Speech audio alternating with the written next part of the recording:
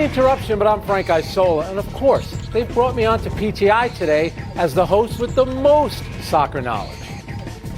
Debatable. I'm Taylor Twellman. Did that feel good, Frank, while it lasted?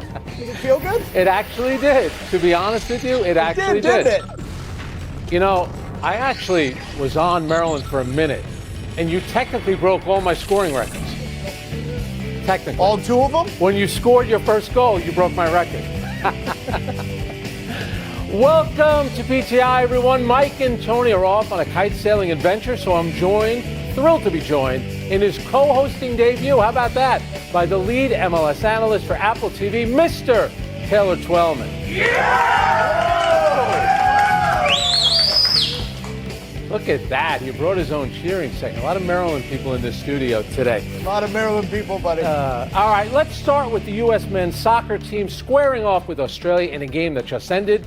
Christian Pulisic was ruled out early this afternoon with a calf injury. Despite this, and for the second straight match, the U.S. jumped out to an early 1-0 lead, this time on an own goal by Australia's Cameron Burgess. Alex Freeman, how about that, of the U.S. added another shortly before the half, and 2-0 is how it ended. All right, Taylor, your thoughts on how this game played out?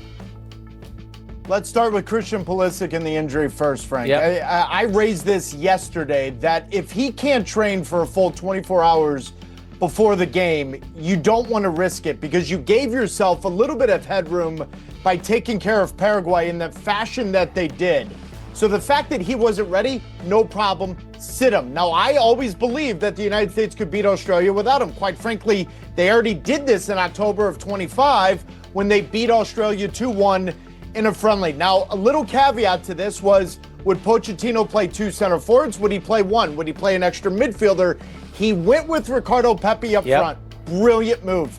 For the first 45 minutes, Frank, they were dynamic, they were athletic, in a game that was chippy, that was ugly. The field didn't play that fast, but the United States was the protagonist. They dominated possession, but more so, other than an early chance from Australia, there wasn't a ton of threat. The second half, that's more alarming. But give me your thoughts on the first 45. Well, I thought we were terrific in the first 45, and it's the first time, speaking of 45, first time since 1930 that the U.S. has won consecutive World Cup games. So we did make some history today. I agree with you. I thought the field was terrible. I thought in the second half, Australia, besides the fact that they did a lot of complaining, I thought they were really physical. It seemed like a little, at times, like Australian rules football. So I think for the U.S., and I think this is the thing, Taylor, this team, we got a little fight to us. We got a little bite in us as well. And I agree. I thought dynamic in the first half. Again, the first goal coming down the left side. This time it was Balogun. Obviously, in the first game against Paraguay, it was Christian Pulisic who did a great job attacking. So all in all, do I think they're going to have to play better as the tournament goes on? Absolutely. I thought maybe in the second half, Pochettino could have gone to the subs maybe a little bit earlier. I thought we had tired legs, but I thought all in all, I thought it was obviously a good result. Anytime you win a World Cup game, it's a big deal, Taylor. Frank, anytime you qualify for the knockout stage for the first time ever with a game in hand, the United States men have never done this. And I couldn't agree with you more in the sense of this. The first game you won in style. The second game, there was none of that. But you had to claw, you had to fight, you had to do every little thing well in order to get a goal. The own goal would have been scored by Pepi anyway, so take that away. But the United States have now won 2 games in the World Cup in 2 different ways. That is going to be more momentum going into the knockout stage than winning both games with real style, because now you've answered the call. We can win ugly, we can win pretty. That's going to give them confidence. All right, a couple of things. I thought Matt Freese, he needs to be a little bit better with the ball at his feet. I think that was a small issue. I'm going to start nitpicking just a little bit here. I thought at times the back line needs to be a little bit sharper. And in the second half, you know, Australia's pushing forward, Taylor. I would have thought maybe the U.S., like they did against Paraguay, you can get some kind of counterattack goal. They didn't get that in the second half.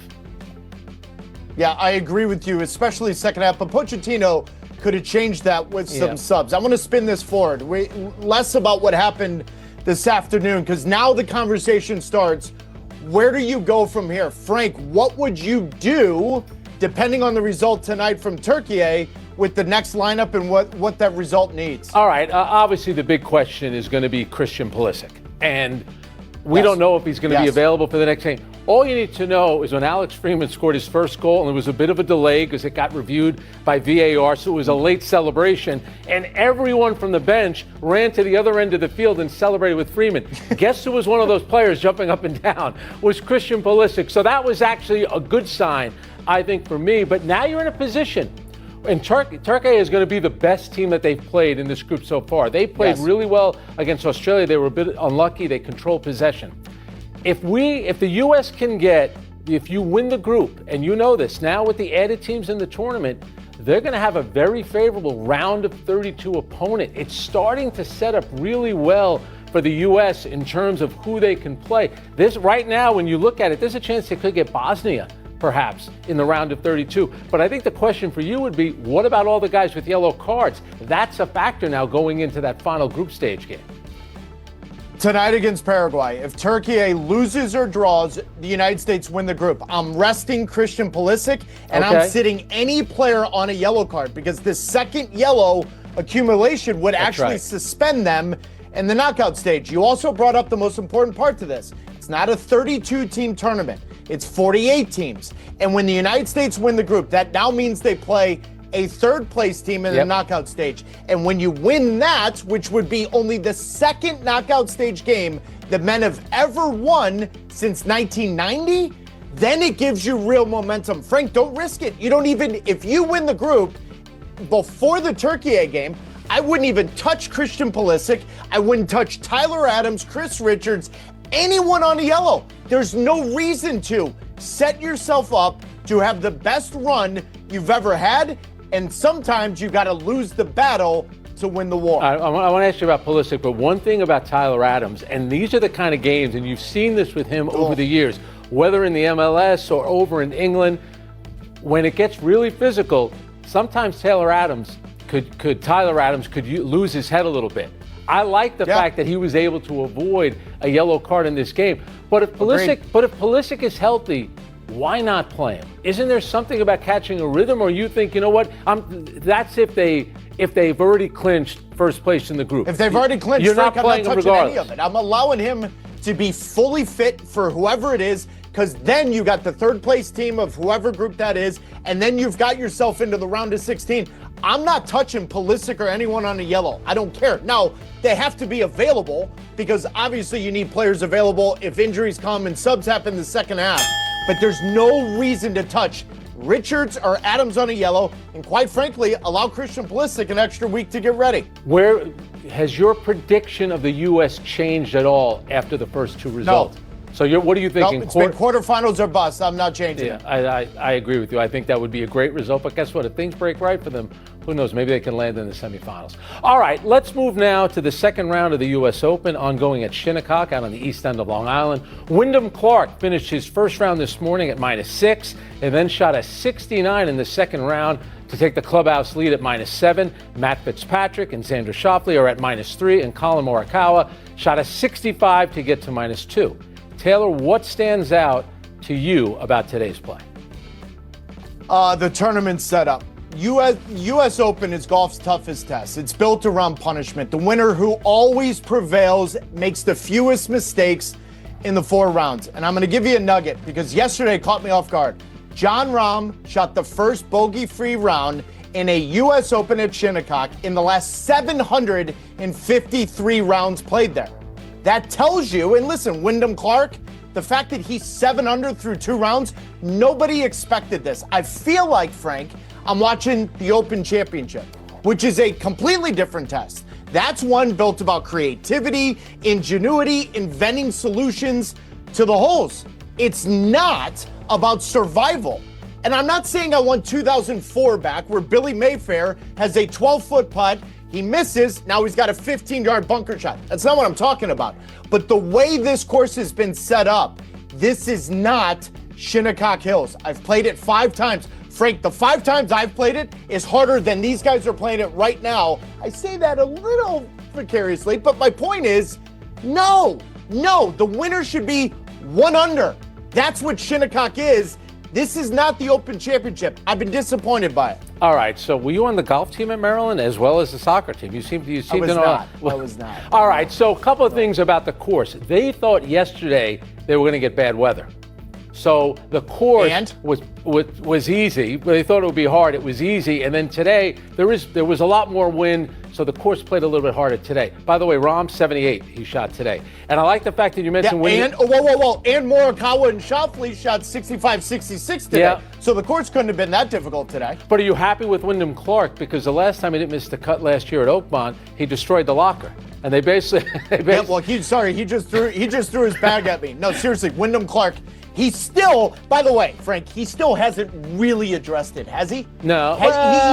He keeps skirting around it, saying a year, a lot of people can change all this. He hasn't publicly just flat out said, my bad. Yeah, and you're talking about shooting under par. Only 3 golfers at the Open at Shinnecock have done that. 3 at the U.S. Open. Right. It's amazing, really. 7 under with 2 rounds to play? You got to be kidding me. What's your handicap anyway?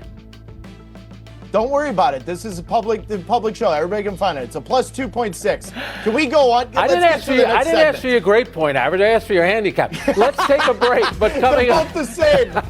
Which team had the more significant win last night, Canada or Mexico? Taylor is about to play toss-up for the first time. So good luck, punk.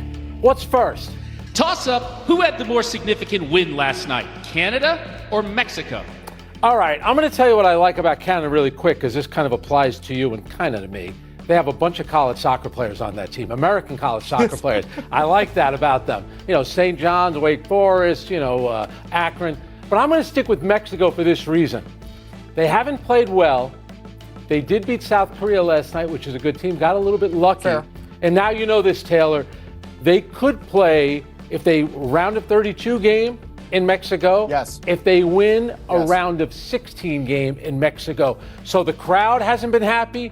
I haven't been happy with Mexico yet. To me, they've been a little boring, not really attack-minded. But I think for them to be really the first team to advance to the knockout stage, I thought that was big. That's why for me it's Mexico. And Frank, momentum's on their side, right? They failed to get out of the group in 2022 after losing every knockout round game in 7 straight World Cups. And you and I both know this, but the general public doesn't, that the Mexican national team fan is like a Yankees fan. You still have to have style with substance. But you and I, we remember our first date, our first kiss, our first car, our first beer. How about our first World Cup win? For me, it's Canada. Because when you do your first, and it's been a real long time for this team. Jesse Marsch took over a team that had high expectations in 2022. They didn't deliver. To then tie the margin of victory for a host nation, that's icing on the cake. That sets them up to play a third-place team in a knockout stage game. I know Kone's broken leg. That kind of takes the buzz out of it a little bit. But keep an eye on this Canadian team. Jonathan David, who couldn't score a goal for the life of him at Juventus, now scores a hat trick. All of a sudden, it feels like they may be playing something bigger than themselves. With Kone's injury, I think Canada's win's bigger. All right, and I know you don't care about this, but I'm watching that group. God bless Canada, Qatar, Switzerland. If Italy had just beaten Bosnia-Herzegovina, they would have been in this group. Are we going to do this now? Are we really going to talk about the what-ifs? It's painful. It's painful to watch, but you're right about Canada. 3 World Cups they've missed. Don't remind me. Don't remind me. All right, Mr. Producer, what's next? Toss-up, most intriguing starter to watch tonight. Tarek Skubal, Cam Schlittler, or Jacob Mizorowski? All right, so I went with Italy, which means I then have to go with New York, Taylor. So I'm going to go with Cam Schlittler. By the way, right now, the odds-on favorite to be the AL